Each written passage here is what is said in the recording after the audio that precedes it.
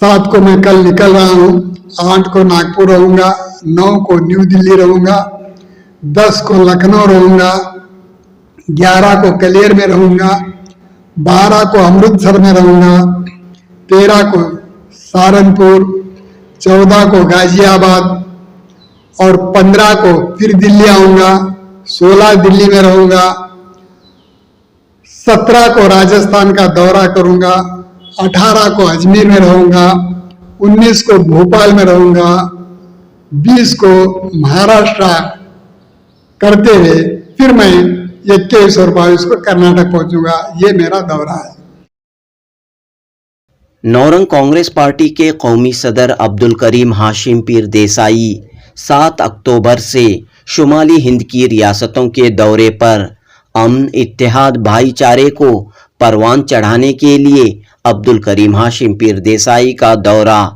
जी हां दोस्तों, नौरंग कांग्रेस पार्टी के सदर अब्दुल करीम हाशिम पीर देसाई 7 अक्टूबर से 22 अक्टूबर तक मुख्तलिफ शहरों का दौरा कर रहे हैं। नागपुर, दिल्ली, लखनऊ, अमृतसर और दीगर अहम शहरों का दौरा करेंगे और वहां समाजी व सियासी लोगों से मुलाकात करेंगे।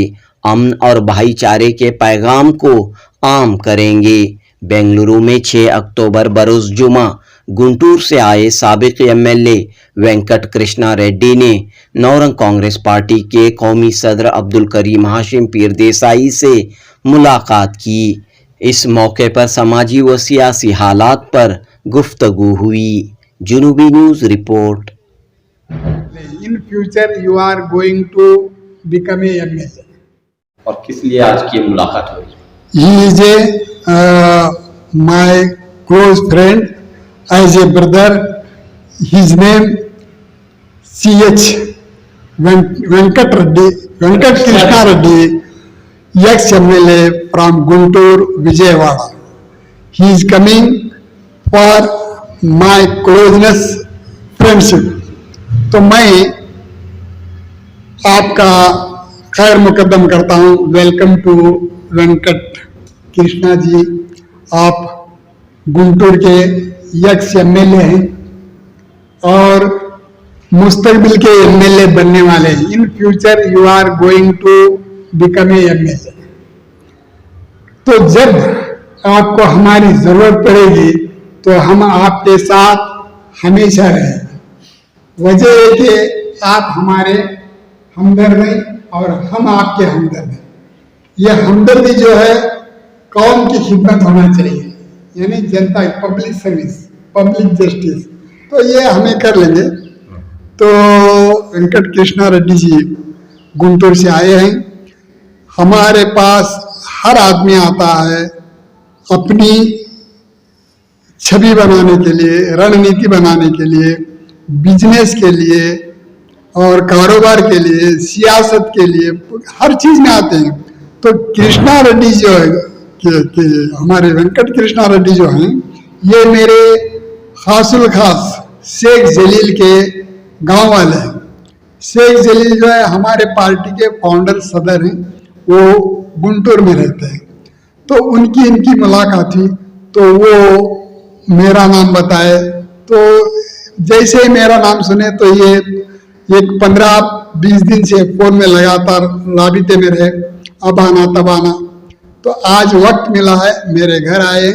तो इसी सिलसिले में मैं पूरे भारत का दौरा कर रहा हूँ।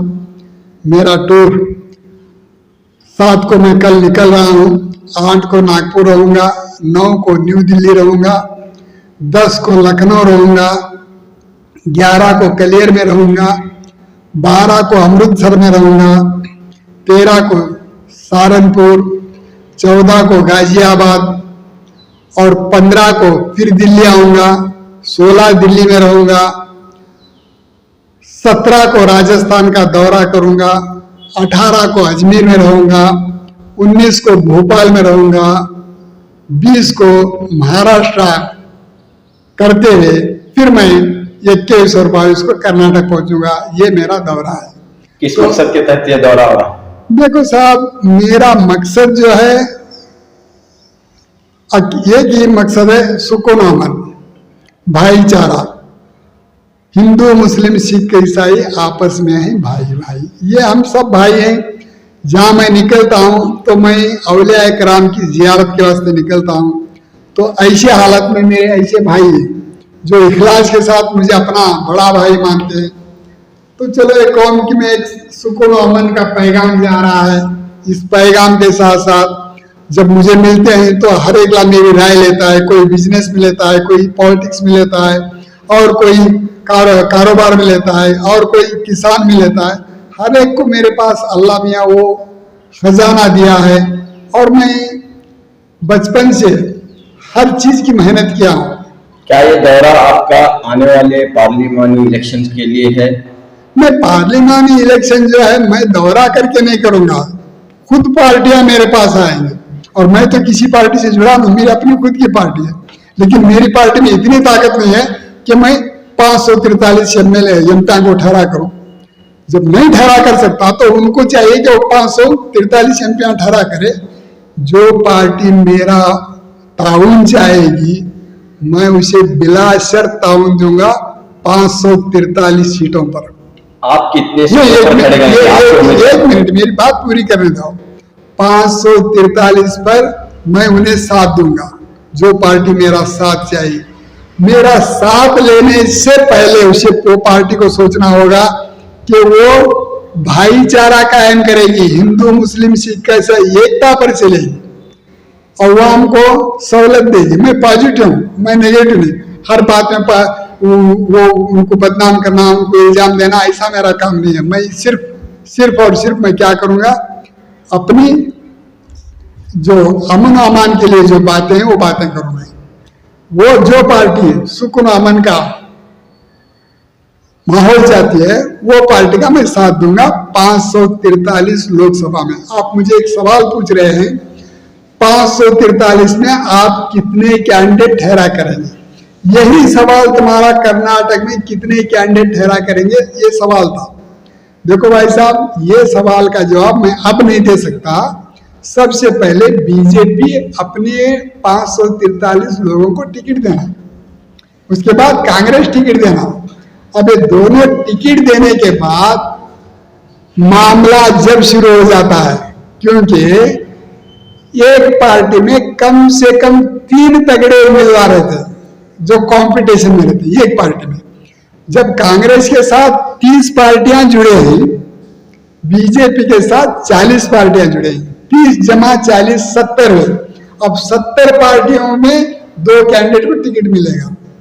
तो तगड़ी पार्टी बीजेपी और कांग्रेस के 3-3 उम्मीदवार में 2 उम्मीदवार नाराज होंगे, कहीं 3 भी हो सकती है। दूसरी पार्टी को समझो तो एक पार्टी को टिकट दे, तो वो 3 है प्लस 68, तो कहते हैं 71 कैंडिडेट जो है चुनाव से टिकट से महरूम हो रहे हैं। आप किस पार्टी के साथ रहेंगे? बीजेपी के साथ जा रहे हैं या कांग्रेस के साथ जा रहे हैं? आप किस पार्टी के साथ जा रहे हैं? मैं किस पार्टी के साथ नहीं जा रहा हूं। जो पार्टी मेरा साथ चाहती है वो मेरे पीछे चलेगी।